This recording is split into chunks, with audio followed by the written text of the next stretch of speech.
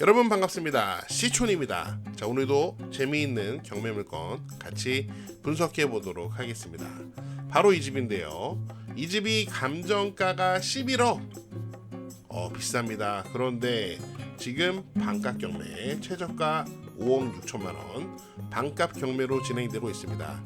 시초나 시골의 5억도 비싸다. 네, 그러실 수 있죠. 그런데 이 경매 물건은 이 집뿐만 아니라 지금 여기 바로 옆에 보이는 이 집, 그리고 이 집 뒤에 있는 이 넓은 땅, 요거 모두 포함입니다. 자, 그래서 땅이 모두 합해서 한 613평 정도 되고요. 자, 여기 왼편에 보이는 집이 한 24평, 그 다음에 여기 가운데 보이는 집이 한 30평 정도 되는 엄청난 규모를 자랑하는 경매 물건이에요. 그래서 요거 싹 다 낙찰받아서 여기 하나 내가 살고 요 집 팔아버리고 뒤에 있는 땅도 팔고 하면은 괜찮지 않을까 하는 생각도 드는데 한번 살펴보도록 하겠습니다.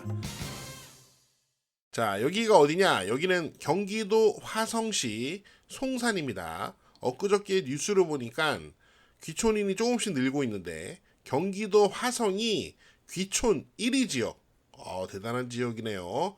그리고 귀촌 2위 지역이 충남 아산이라고 합니다. 아무튼 뭐 그렇대요. 자, 경매 물건은 이 집과 그 다음에 바로 옆에 있는 이 집, 요렇게 집은 두 개입니다. 요렇게 생긴 집인데, 자, 요 집은 2021년도에 지어진 목조 주택입니다. 자, 평면도를 보시면은, 자, 이 집이 아담해요. 요 앞에 있는 건 데크고 요 뒤에 있는 건 제2시의 건물입니다.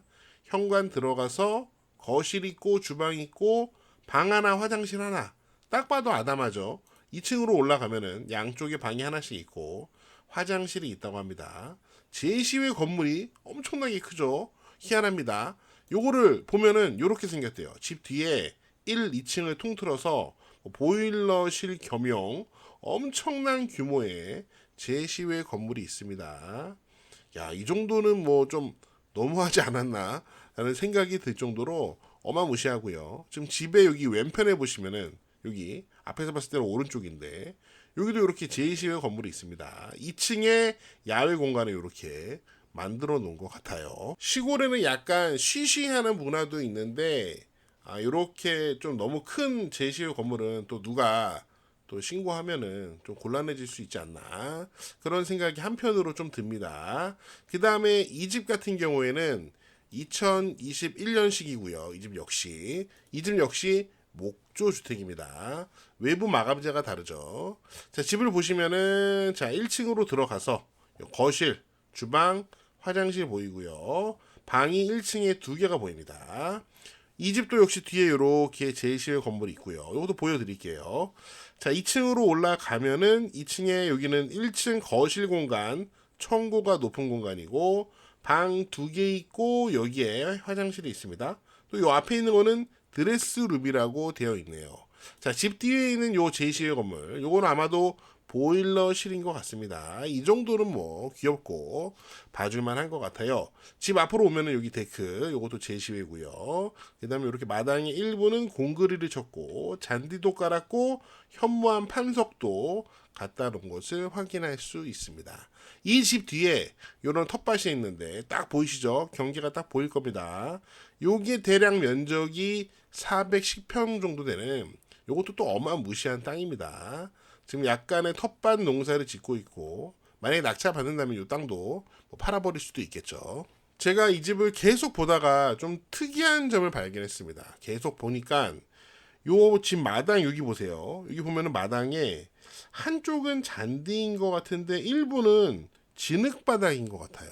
여기 보시면은 요 차 밑에 약간 진흙바닥, 여기 수도 들어오네요. 이렇게 흙바닥입니다. 흙바닥 이쪽이.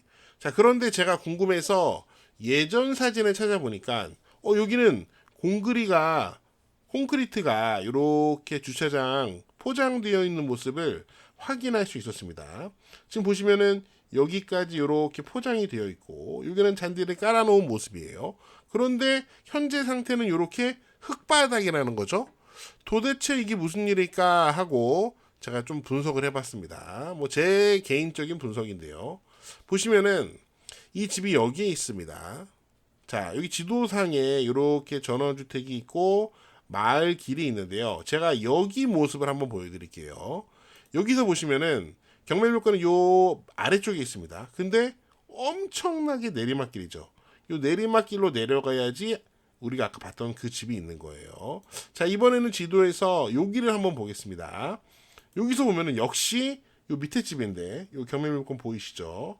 여기도 어마무시하게 내리막길입니다. 그러니까 종합해 보면 이쪽으로도 쭉 내리막길, 그 다음에 여기서도 쭉 내리막길이란 말이죠. 여러분 이게 무슨 길이겠습니까?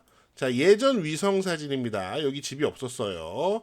자, 그런데 양쪽에 산이 있고 이쪽이 더 높은 쪽이라는 거죠. 이렇게 내리막길, 이렇게 내리막길. 여러분 이게 무슨 길이겠습니까? 당연히 물길이죠. 물이 이렇게 지나가고 물이 이렇게 내려오는 길에 그 교차점에 지금 이 집이 있다는 거죠. 그래서 이런 환경이 요 과거 사진, 과거에는 콘크리트 포장이 되어 있었는데 그 위로 현재 흙이 덮여 있죠.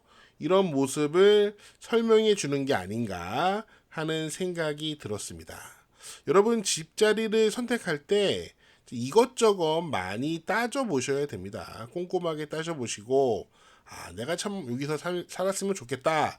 그런 마음이 드시는 곳을 선택을 하시는 게 바람직합니다. 제가 예전에 집을 한창 보러 다닐 때 이런 집이 있었습니다. 집이 멋지게 생겼는데 집 바로 옆에 이렇게 축사가 있는 거예요. 그런데 그 집을 보여주는 그 부동산 사장님이 저한테 하는 말씀이 괜찮아. 이 동네는 절대 이 축사에서 집 쪽으로 바람이 불지 않아. 이 동네는 항상 바람이 이 집에서 축사 쪽으로 불어서 냄새 절대 안 나. 괜찮아.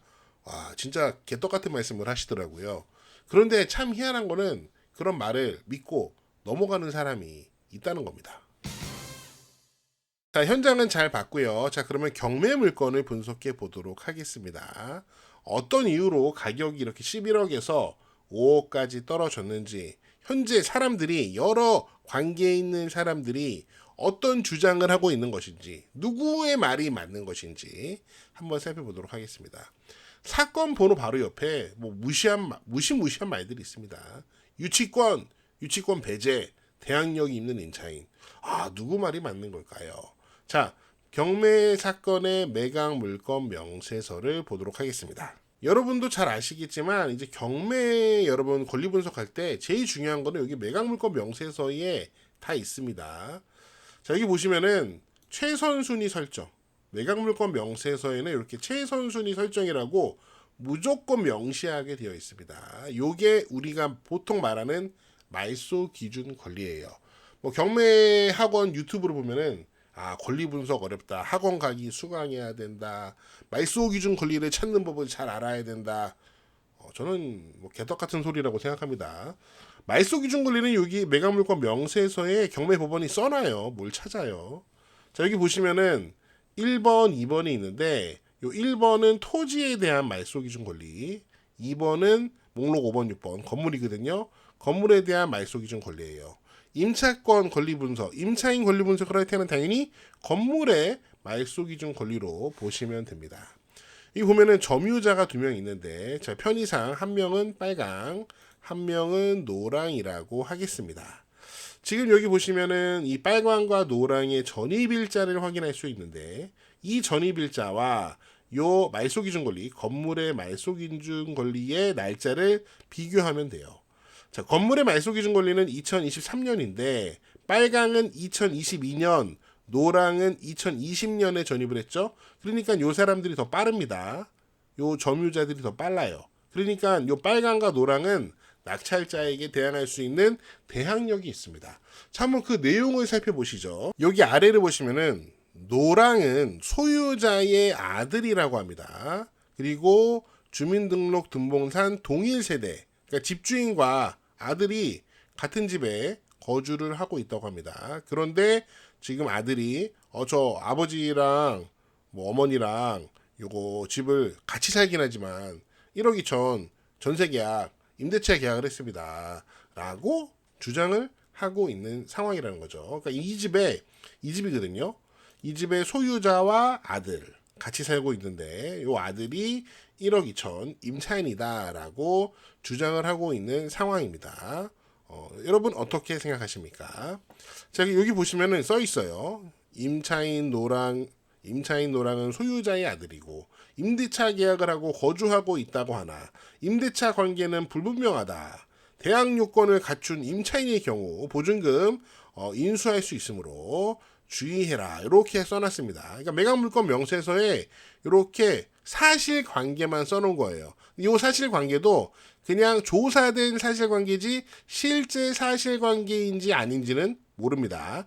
주장하는 사람들의 그냥 주장을 써놓은 거라는 거죠. 자, 이번에는 이 집을 볼 텐데요. 이 집에는 빨강이 살고 있습니다. 빨강. 여기 보시면은 목로고가 바로 이 집인데 전입인 빨강, 여기 빨강이 전입되어 있대요. 임대차 관계는 불분명하나 매수인에게 대항할 수 있는 임차인이다. 날짜상 그렇잖아요. 만약에 보증금이 있다면은 임차 보증금을 인수할 수도 있다. 이렇게 써놨습니다. 그 다음에 여기 보시면은 빨강이 다시 나오는데 요 목록 5의 전입인 빨강은 건축공사비 1억 2,100만 원 유치권을 주장하고 있다. 자, 2025년 6월 10일 얼마 안 됐죠. 갑자기 유치권을 주장하고 나섰습니다. 그 성립 여부는 불분명하다라고 쓰여 있어요. 그러니까 요 뒤에 또 보시면은 채권자로부터 요 경매 신청 채권자를 말하는 거예요. 유치권 신고되어 있으나 유치권 점유 불성립으로 성립 요건이 결여된 유치권이다라는 배제 신청서가 접수가 됐습니다. 이 경매 신청 채권자가 근저당권자입니다. 금융기관이고 아까 우리가 날짜를 확인했죠. 2023년 6월 26일 날 근저당권자예요. 채권 최고액이 7억 8천만 원, 현재 경매 사건 청구 금액은 5억 4천7백만 원 정도 되는데요. 여러분 가만히 생각해 보면 이 근저당권자 입장에서 보면은 얼마나 억울합니까? 은행 걱정할 필요는 없나요?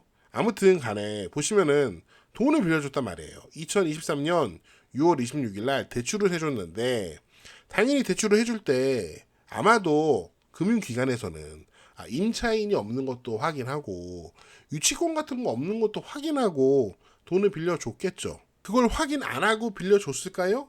아무튼 돈을 안 갚자 집을 경매로 넘겼는데 지금 이 집 주인 아들은 저는 1억 2천만 원 임차인입니다 라고 주장하고 있고 요 다른 집에 사는 전입되어 있는 사람은 저는 1억 2천100만 원짜리 유치권을 갖고 있는 사람입니다 라고 주장을 하고 있으니 근저당권자 입장에서는 좀 짜증이 나죠. 아무튼 이런 상황인데 그렇다면 현재 여러분 이게 누구 말이 맞는 걸까요? 사실 우리는 그거를 판단할 수가 없습니다. 여러분 잘 아시겠지만 우리나라 부동산 등기는 부동산 등기에 공신력이 없습니다. 잘 알고 계시죠? 부동산 등기가 실제 권리 관계와 다를 수 있어요. 그런데 이 경매 물건의 이 매각 물건 명세서 역시 공신력은 없습니다. 그래서 요거는 아까 말씀드렸지만 조사된 실체 관계, 조사된 내용만 적어놓은 곳에 불과해요. 그래서 이제 경매에 입찰하실 분들은 자기가 알아서 다 확인하고 자기가 알아서 판단하고 경매에 입찰을 해야 되는 거예요.